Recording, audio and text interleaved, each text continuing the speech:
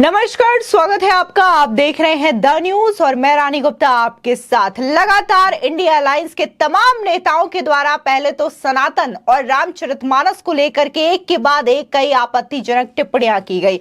इस बीच कांग्रेस के एक एमएलए हैं जो कि राम मंदिर को लेकर के विवादित टिप्पणी कर रहे हैं। ऊपर से हिंदू मुसलमान के बीच में कहीं ना कहीं धार्मिक तरीके से हिंदू मुसलमान को बांटने का काम कर रहे हैं। आपको बता दें कि ये आरोप जो है वो बीजेपी के द्वारा लगाया गया है। दरअसल बीजेपी ने एक वीडियो शेयर किया है, वो ये दर्शाता है कि कैसे जो कांग्रेस के विधायक हैं बीआर पाटिल, वो बकायदा ये कह रहे हैं कि चुनाव के वक्त ये राम मंदिर पर बम फोड़ देंगे और इसका जो आरोप है, इसका जो ठिकरा है वो मुसलमानों पर फोड़ देंगे।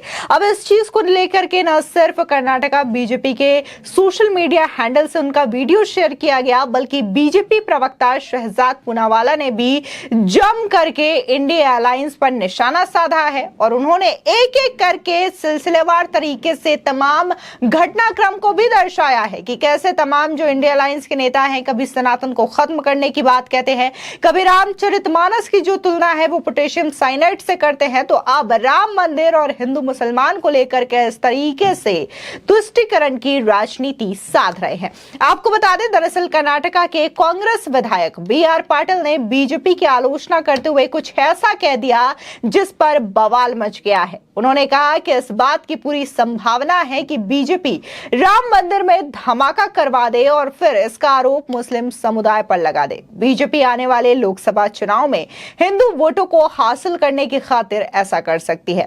उनके इस बयान पर कर्नाटक की राजनीति एक बार फिर से गर्मा चुकी है। बता दें कि एक रिपोर्ट के मुताबिक कर्नाटका बीजेपी के जरिए सोशल मीडिया प्लेटफॉर्म एक्स पर एक वीडियो शेयर किया गया है। इस वीडियो में कांग्रेस नेता को यह कहते हुए सुना जा सकता है कि इस बात की संभावना है कि मोदी सरकार को अपना अगला लोकसभा चुनाव जितवाने के लिए बीजेपी राम मंदिर पर बमबारी करेगी, फिर इसका दोष मुसलमानों पर मढ़ा जाएगा और हिंदुओं को एकजुट किया जाएगा। आपको बता दें कि हालांकि ये भी साफ नहीं है कि पाटिल ने सच में ऐसा कहा है कि नहीं कहा है। तो बता दें कि बीजेपी ने विधायक बीआर पाटिल के इस बयान पर कांग्रेस को निशाने पर लिया है। बीजेपी ने यह आरोप लगाया है कि कांग्रेस हिंदू मुसलमान तनाव पैदा करने की कोशिश कर रही है। बीजेपी ने एक्स पर लिखा, हिंदुत्व की बुनियाद पर सवाल उठाने निकले कांग्रेसियों की नजर अब राम मंदिर पर पड़ चुकी है। राम मंदिर को अस्थिर करने और हिंदू मुस्लिम के बीच तनाव बढ़ाने की कोशिश करके कांग्रेस ने पहले ही सरकार को दोषी ठहराने की जमीन तैयार कर ली है, भले ही यह बात मंत्री बीआर पाटिल ने गलती से ही क्यों ना कही हो।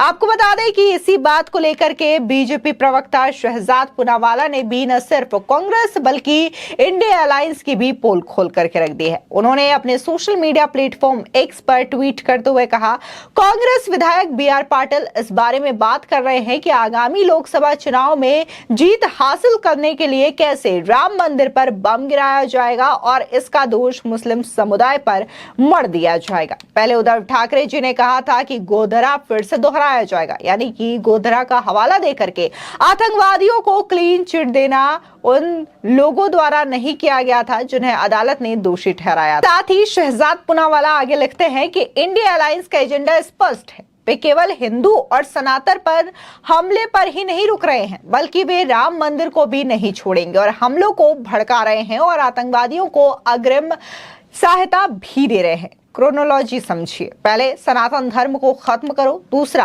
कांग्रेस ने बयान का समर्थन किया। देखने को मिला था कि कैसे कांग्रेस के ही नेता प्रियंक खड़गे ने इस को जायज ठहराया था। वही तीसरा, सपा हिंदू धर्म को फर्जी बताती है। चौथा, आरजेडी ने रामचरितमानस पर हमला बोला। इसी के साथ ही कैसे हिंदुओं को धमकी दी जाती है और राहुल गांधी ने यह कहकर हिंदू आस्था पर बड़ा हमला कर दिया कि मंदिर में मूर्तियां शक्तिहीन होती है। सातवां, उद्धव और कांग्रेस ने राम मंदिर पर निशाना साधा। साथ ही पूनावाला कहते हैं कि पहले उन्होंने प्रभु श्री राम के अस्तित्व पर सवाल उठाया, राम मंदिर का विरोध किया, फिर उन्होंने कपिल सिब्बल के माध्यम से राम मंदिर की अदालत में सुनवाई को रोकने की कोशिश की और अब वे राम मंदिर पर दंगे और हमले चाहते हैं। ये सीधे तौर पर उन्होंने बड़ा सवाल उठाया है। आपको बता दें कि राम मंदिर के निर्माण को लेकर के बहुत लंबी कानूनी लड़ाई देखने को मिली, जिसके बाद यह फैसला आया कि वहां पर भव्य राम मंदिर बनाया जाएगा। जिसके बाद राम मंदिर बनाने की जो प्रक्रिया है वो शुरू हो गई और अभी भी राम मंदिर का निर्माण कार्य जारी है। इस बीच बहुत सारी फोटोज भी राम मंदिर के निर्माण कार्य की सामने आती है और ऐसा कहा जा रहा है कि जनवरी यानी कि मकर संक्रांति तक इस मंदिर का उद्घाटन हो जाएगा। जिसके बाद राम मंदिर, जिसका सालों से राम भक्त इंतजार कर रहे थे, वो राम भक्त इस मंदिर में जाकर के प्रभु श्री राम का दर्शन कर सकेंगे। कहीं ना कहीं हिंदुओं के लिए एक बड़ा पर्व से कम नहीं होगा जब उनके आराध्य प्रभु श्री राम का मंदिर उन्हीं के जन्मभूमि अयोध्या में निर्माण हो जाएगा। ऐसे में अभी से ही इसको लेकर के सियासत भी शुरू हो चुकी है और जिस तरीके से कांग्रेस के नेता इस तरीके के शर्मनाक बयान दे रहे हैं सिर्फ और सिर्फ अपनी तुष्टीकरण की राजनीति को आजमाने के लिए और इस तुष्टीकरण की राजनीति को आगे बढ़ाने के लिए, ये आने वाले वक्त में बहुत बड़े खतरे के आसार भी पैदा कर रहे हैं। लगातार इंडिया अलायंस के कई नेता जो हैं सिर्फ और सिर्फ अपनी तुष्टीकरण की राजनीति के लिए, एक खास समुदाय को खुश करने के लिए इस तरीके के स्टेटमेंट दे रहे हैं और तब वो ये नहीं सोचते हैं कि अगर हम सनातन धर्म को टिप्पणी करेंगे या फिर रामचरितमानस को लेकर के टिप्पणी करेंगे तो इससे जो सनातन धर्म को फॉलो करने वाले लोग हैं, जो इस धर्म को मानते हैं, उनकी आस्था पर कितना बड़ा घात होगा, ये शायद नेता नहीं सोचते हैं और एक के बाद एक सिर्फ और सिर्फ अपनी सियासत के लिए, अपने चंद वोटों की राजनीति के लिए इस तरीके की बयानबाजी करते हैं। हालांकि जिस तरीके से कांग्रेस विधायक BR पाटिल ने इस बयान को दिया है, इसकी निंदा की जा रही है। सोशल मीडिया पर तमाम लोग ये कह रहे हैं कि अभी राम मंदिर बन रहा है, इसका उद्घाटन नहीं हुआ है, लेकिन इससे पहले ही कांग्रेस की सियासत इस बात को लेकर के शुरू हो गई है और वो लोगों को कहीं ना कहीं भड़काने का काम कर रहे हैं।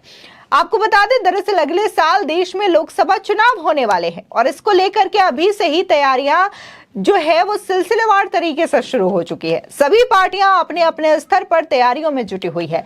दक्षिण भारत के ज्यादातर राज्यों में बीजेपी की पकड़ जो है मजबूत तो नहीं है, लेकिन अब बीजेपी की पकड़ जो है वो मजबूत दिखाई दे रही है। बीजेपी की जो पकड़ है वो अब उत्तर भारत की तरह ही दक्षिण भारत में भी बनती जा रही है। इस बात का अंदाजा ऐसे लगाया जा सकता है कि अभी हाल ही में जिस तरीके से लोकसभा चुनाव हुए हैं तो इसमें बीजेपी ने ज्यादातर सीटें अपने नाम की है और इससे स्पष्ट अंदाजा लगाया जा सकता है कि आने वाले समय में यानी कि 2024 के लोकसभा चुनाव में कहीं ना कहीं आंकड़े यही कह रहे हैं कि इस बार भी बीजेपी की शानदार जीत होगी। क्योंकि कई सारे विधानसभा चुनावों का अगर आंकड़ा देखें हम और इससे पहले जो पंचायत चुनाव हो रहे हैं उसके भी आंकड़े देखें तो इसमें भी बीजेपी जो है दमदार प्रदर्शन कर रही है और ऐसे में इन्हीं चीजों को देखते हुए अब विपक्ष ने पूरी की पूरी एक इंडिया अलायंस बना ली है और इसमें तमाम दल शुमार हैं, चाहे फिर वो कांग्रेस हो, आरजेडी हो, टीएमसी हो, आम आदमी पार्टी हो,